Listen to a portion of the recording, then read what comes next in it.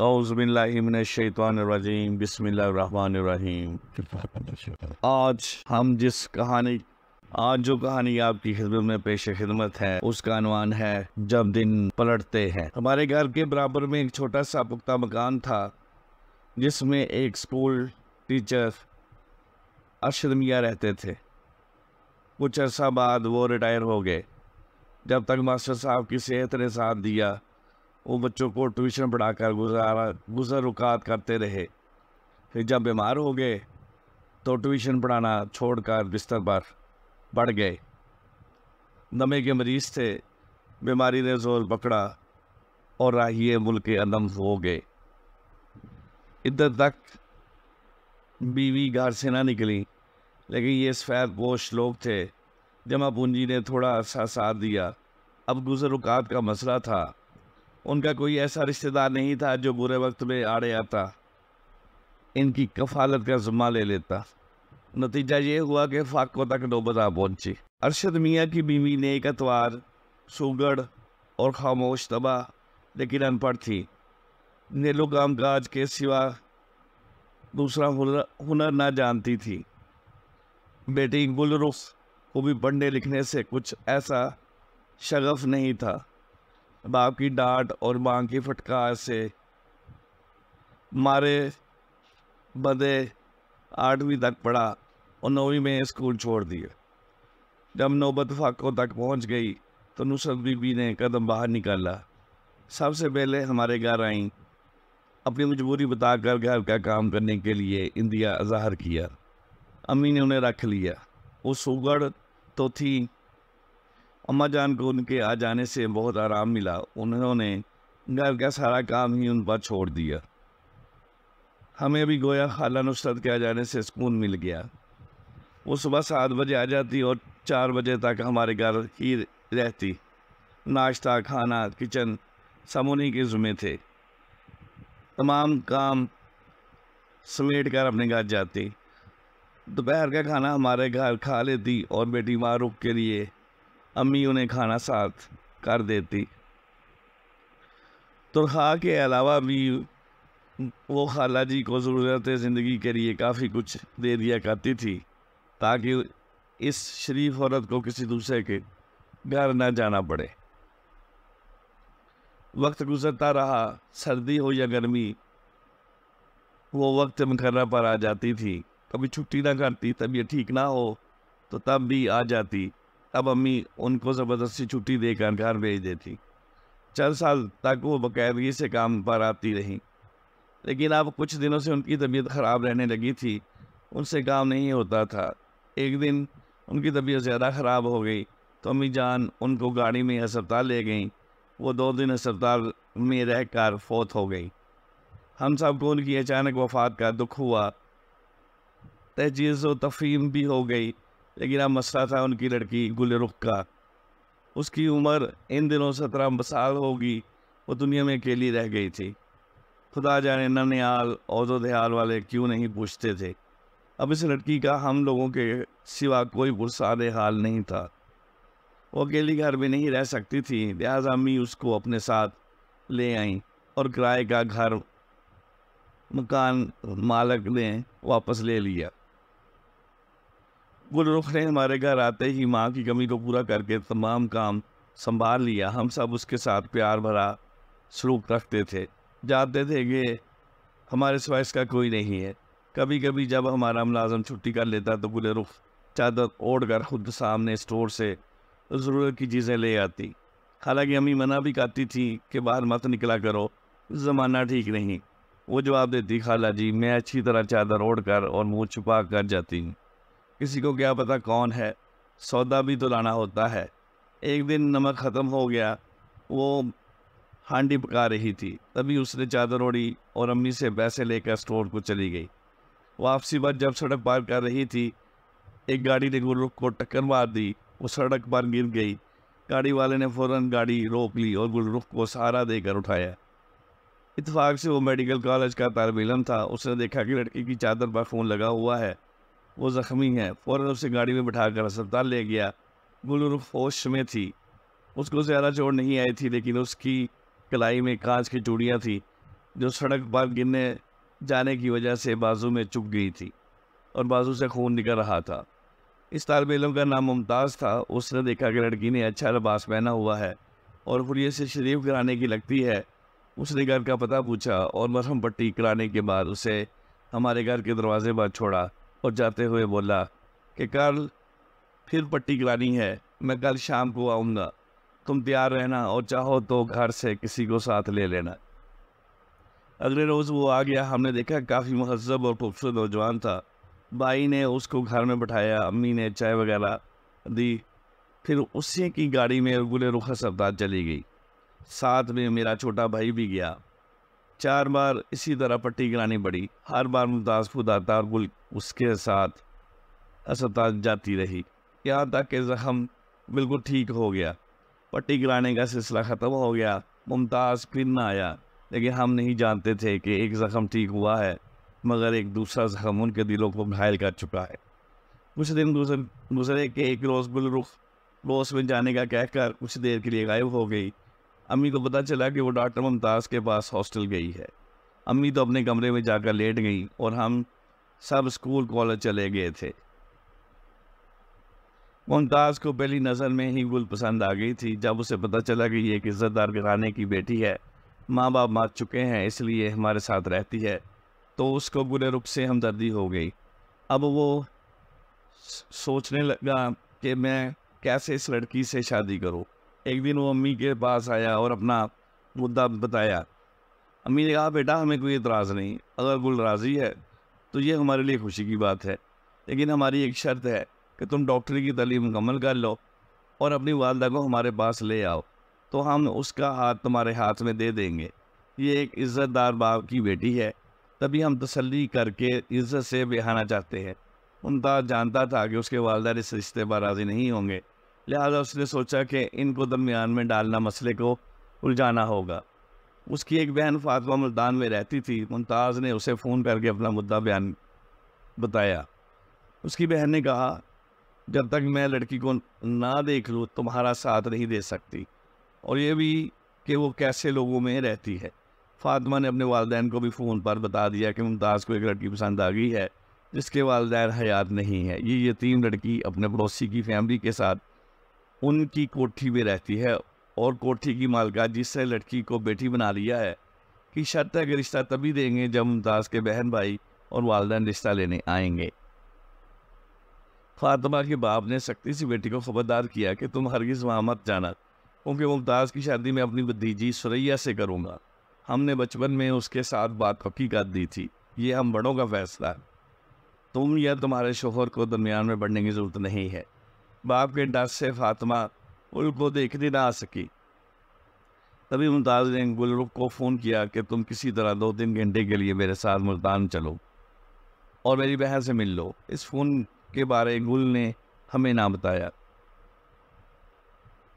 اور ایک دوپہر جب سب کھانا کھا کر اپنے اپنے کمروں میں سونے کے لیے چلے گئے تو وہ مظفر گڑھ سے ملتان ممتاز کے ساتھ اس کی گاڑی میں بیٹھ کر چلی گئی۔ بتاتے چلو کہ مظفر گڑھ شہر ملتان سے آدھے گھنٹے سے بھی کم فاصلے پر ہے۔ فاطمہ ہر صورت اپنے بھائی ممتاز کی خوشی چاہتی تھی، وہ اس سے بہت پیار کرتی تھی۔ اس نے گل کے ساتھ کچھ دیر باتیں کی اور لڑکی کو پسند کر لیا۔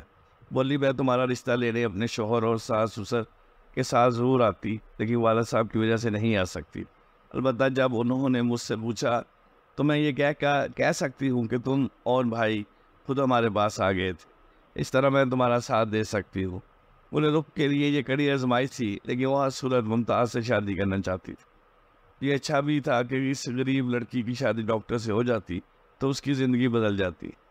اس نے اس وقت اپنے طور ایک ایسا فیصلہ کر لیا جس میں اس نے ہمیں شامل نہیں کیا، تاکہ بعد میں ہم ممتاز کے والد کے ہاتھوں پھنس نہ جائیں۔ اس نے صرف فون کر کے ہم کو اطلاع دی کہ آپ لوگ پریشان نہ ہو، میں ممتاز کی بڑی بہن کے گھر ملتان میں ہوں اور میرا نکاح اور اس کے شوہر ممتاز سے کروا رہے ہیں۔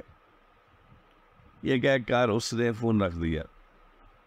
ادھر فاطمہ نے بھائی اور گل کو اپنے کمرے میں بٹھا لیا اور اپنے والد کو فون کیا کہ بھائی ممتاز لڑکی میرے گھر لے آئے ہیں اور مزید ہے کہ وہ یہاں نکاح کریں گے۔ بہتر ہے آپ اجازت دے دیں تاکہ ہم طریقے سے ان کی ضد کو پورا کر لیں، ورنہ یہ کورٹ جا کر شادی کر لیں گے تو ہماری کیا عزت رہ جائے گی۔ یہی بات فاطمہ کے شوہر نے بھی سسر کو سمجھانا چاہی۔ سسر نے کہا کہ ان کو بٹھاؤ، میں خود آ رہا ہوں اور اپنی موجودگی میں اس فریضے کو سر انجام دے دیتا ہوں۔ وہ گاڑی میں ملتان پہنچ گئے۔ ممتاز کو اس کے والد دوسرے کمرے میں لے گئے اور پوچھا، آخر تم اس اجنبی لڑکی سے شادی پر پسند ہو؟ وہ بولا، یہ لڑکی یتیم ہے لیکن ایک استاد کی بیٹی ہے اور شریف گھرانے سے ہے، اور جس گھر رہتی ہے بے شک آپ ان لوگوں سے بھی مل لیں، وہ بھی شریف لوگ ہیں۔ ہم ان کو اس لیے بتا کر نہیں آئے کیونکہ ان کی بھی یہی شرط تھی کہ میں اپنے والدین کو لاؤں تو ہی وہ اپنی اس او بولی بیٹی کا رشتہ مجھے دیں گے، اور آپ وہاں آنے پر تیار نہ تھے۔ وجہ یہ لڑکی یتیم ہونے کی وجہ سے ہمدردی کی مستحق ہے اور ہم اس کو دنیا کے رحم و کرم پر نہیں چھوڑ سکتے۔ میں اس لڑکی سے ہی شادی کروں گا۔ اب آپ کو بیٹے کی اس گستاخی پر غصہ آ گیا اور اس نے بیٹے کو تھپڑ رسید کر دیا۔ کہا کہ ان شریف لوگوں کو بتائے بغیر تو ان کے گھر سے لڑکی کو اغوا کر کے لے آیا ہے تاکہ ہم برے پھنسیں یا ان کی بدنامی ہو۔ کیا میں نے اسی دن کے لیے تم کو میڈیکل میں داخل دلوایا تھا اور اتنا پڑھایا کہ تم کسی کی لڑکی کو بگا کر لے آؤ؟ اور یہ لڑکی کیسی ہے جو تمہارے کہنے پر اپنے موسروں کو بتائے بغیر گھر سے نکل پڑی؟ اب سیدھے طریقے سے اس کو وہاں بچاؤ ورنہ مجھ سے برا کوئی نہ ہوگا۔ ابھی اس لڑکی کو گھر سے نکلے 5 گھنٹے ہوئے ہوں گے، ابھی کچھ نہیں بگڑا۔ یہ رات سے پہلے اس گھر واپس پہنچ جانی چاہیے، چاہے تو فاطمہ اور اس کا شوہر تم لوگوں کے ساتھ چلے جائیں اور اس کو ان کے گھر چھوڑ آئیں۔ لیکن فاطمہ کے شوہر نے انکار کر دیا۔ انہوں نے کہا کہ لڑکی خود کوئی بہانہ بنا لے گی کہ کسی سہیلی کے گھر چلی گئی تھی یا جو اس کی مرضی کہے، میں جاؤں گا اور نہ ہی اپنی بیوی کو بھیجوں گا، نہ جانے وہ ہمارے ساتھ کس طرح پیش آئیں۔ تو یاد رکھنا ممتاز کی شادی میں سریا سے ہی کروں گا۔ یہ کہہ گیا باپ تو چلا گیا، بیٹی باپ کا منہ تکتی رہ گئی۔ شور کی آواز سن کر دوسرے کمرے میں بیٹھی گل رخ بھی سہم گئی۔ سوچنے لگی اب وہ واپس اسی گھر کیسے جا سکتی ہے کہ جہاں سے بغیر اجازت نکل آئی تھی۔ تو وہ اب مجھے نہیں رکھیں گے، اس نے فاطمہ سے کہا۔ اب آپ بھی نہیں رکھیں گی تو میں کدھر جاؤں گی؟ ممتاز نے سمجھ لیا کہ باپ کے حکم کے آگے فاطمہ اور اس کا شوہر بے بس ہے۔ بس اس نے گل رخ کو گاڑی میں بٹھایا اور اپنے ایک دوست کے گھر لے گیا۔ دوست نے والدین کو بتایا کہ یہ ممتاز کی بیوی ہے، انہیں نے ایک دن یا ٹھہر کر کل گاؤں چلے جانا ہے۔ وہ بیچارے سیدھے سادے لوگ تھے، انہوں نے بیٹے کے دوست کی بیوی جان کر اس کی خاطردارت کی۔ وہ رات یہ وہاں رہے۔ اگلے دن ممتاز گل کو لے کر وکیل کے پاس گیا اور کورٹ میں نکاح کر لیا۔ نکاح کے بعد 2 دن یہ ایک ہوٹل میں رہے۔ تیسرے دن ممتاز نے میرے ابو کو فون کر کے کہا کہ ہم نے نکاح کر لیا ہے، جس میں میری بہن اور بہنوئی میری طرف سے شریک ہوئے ہیں۔ آپ مہربانی سے چند دن گل رخ کو اپنے گھر میں رکھ لے تاکہ اس دوران میں اپنے والد اور والدہ کو منا کر آپ کے پاس لا سکوں۔ اس طرح میں گل کو اپنے گھر لے جاؤں گا۔ پہلے تو والد صاحب راضی نہ ہوئے، لیکن جب ڈاکٹر ممتاز نے اپنے وکیل سے بات کروائی تو اس کی مجبوری کو سمجھتے ہوئے والد صاحب نے کہا، ٹھیک ہے، ہمیں ماسٹر ارشد اور اس کی مرحومہ بیوی کا لحاظ ہے، آپ گل کو چھوڑ جائیں، لیکن نکاح نامے کی ایک کاپی بھی ساتھ لیتے آئے۔ ممتاز اپنے وکیل کے ساتھ نکاح نامے کی کاپی بھی لایا۔ وکیل نے گواہی دی کہ میں نے کورٹ میں ان کا نکاح ان کے بہنوئی کی موجودگی میں کروایا ہے۔ نکاح نامے کی کاپی ابو نے لے کر گل کو گھر میں رہنے کی اجازت دے دی۔ ممتاز چند دنوں کی مہلت مانگ کر چلا گیا۔ گل پہلے کی طرح ہمارے پاس رہنے لگی، لیکن اب وہ پرسکون نہیں تھی اور ہم بھی اس کے بارے میں فکر مند تھے۔ ممتاز بظاہر اچھا انسان نظر آتا تھا، لیکن ابھی وہ اپنی تعلیم کے آخری سال میں تھا۔ اپنے اخراجات کے لیے بھی وہ والدین کا محتاج تھا، اس لیے والدین سے یہ شادی خفیہ رکھنا چاہتا تھا۔ وہ باپ سے کسی طور مقابلہ کرنا بھی نہ چاہتا تھا اور نہ اس کا خرچہ بند کر دیتے تو تعلیم ادھوری رہ جاتی۔ ممتاز نے فائنل کا امتحان پاس کر لیا، ہاؤس جاب بھی مکمل کر لی۔ اس دوران گلرخ نے بیٹے جنم دیا۔ اب بھی ہمارے پاس رہتی تھی کیونکہ ممتاز ابھی تک اس کو اپنے ساتھ رکھنے کے قابل نہ ہوا تھا۔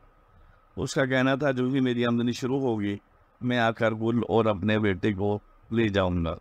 وہ دن میں صرف 15-20 منٹ یا آدھا گھنٹے کے لیے آتا تھا، وہ بھی ماہ 2 ماہ بعد، لیکن وہ فون پر بیوی سے باقاعدہ رابطہ رکھتا تھا اور بیٹے کے خرچے کے لیے جو بن پڑتا دے جاتا تھا۔ ایک دن ممتاز کے والد نے اسے بلوایا کہ جلدی پہنچو، تمہاری ماں بیمار۔ وہ گاؤں گیا تو اس کی شادی کی تاریخ طے کر دی گئی تھی۔ بہت پریشان ہوا کیونکہ شادی تو وہ کر چکا تھا، دوسرے کیوں کرتا۔ اس نے باپ سے کہا کہ میں آپ کی بھتیجے سے شادی نہیں کرنا چاہتا، اس لیے واپس جا رہا ہوں۔ باپ نے غصے سے کہا کہ تمہیں میری عزت کی کوئی پرواہ نہیں اور نہ اپنی بہن کی پرواہ ہے جو تمہارے چچا کی بہو ہے۔ اگر تم نے ان کی لڑکی کو ٹکرایا تو بتاؤ تمہاری بہن کا کیا بنے گا۔ اگر آج تم نے میری عزت رکھ لی تو میں وعدہ کرتا ہوں کہ تمہاری دوسری شادی میں خود کرواؤں گا۔ آج میری بات مان چل۔ غرض ایسی بات کر کے برادری نے ممتاز سے بات بنوا لی اور تاریخ مقرر کر دی گئی۔ اس بار اس کی شادی سیاح سے کروا دی گئی۔ شادی کے بعد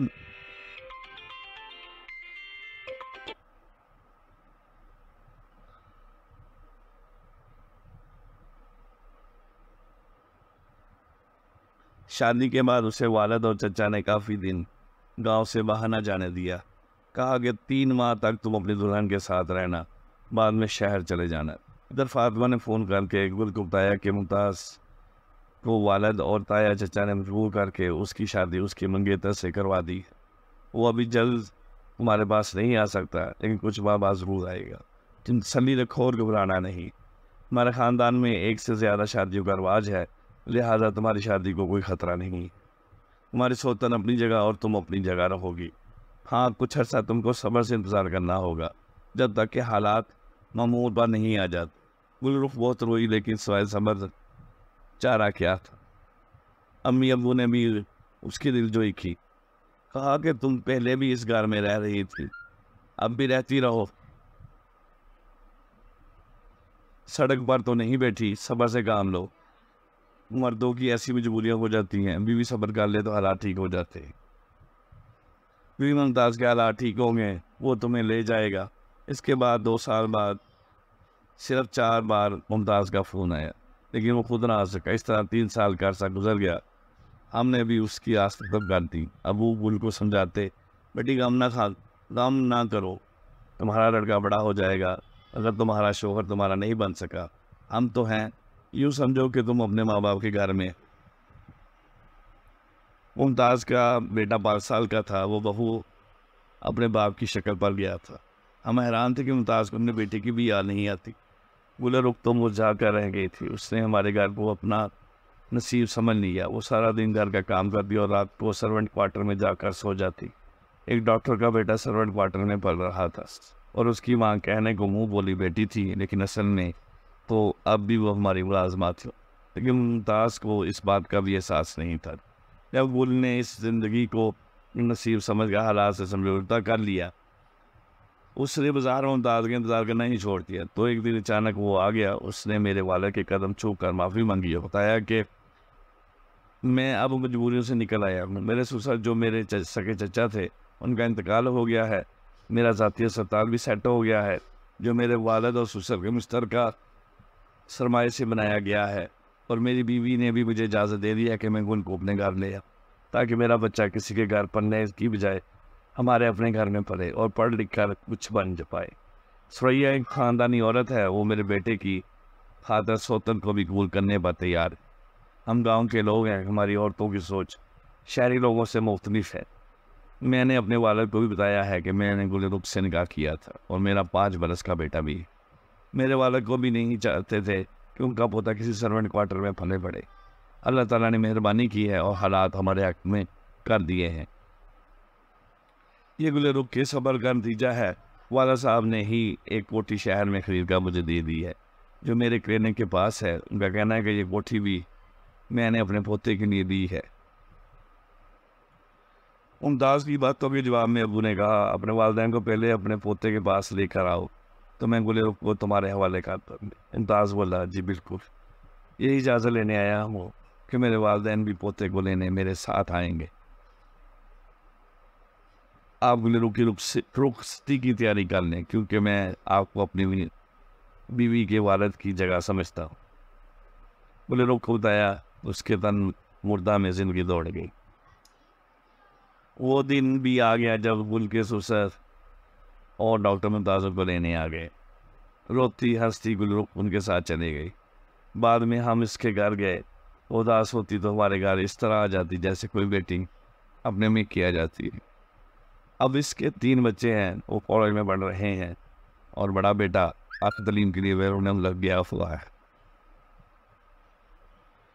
گل نے دکھ تو بہت اٹھائے لیکن بعد میں اسے اللہ تعالیٰ نے سکھ بھی بہت دیا اور وہ اب قابل رشک زندگی گزار رہی ہے۔ سچ ہے، اللہ تعالیٰ دکھ کے بعد سکھ بھی ضرور دیتا ہے۔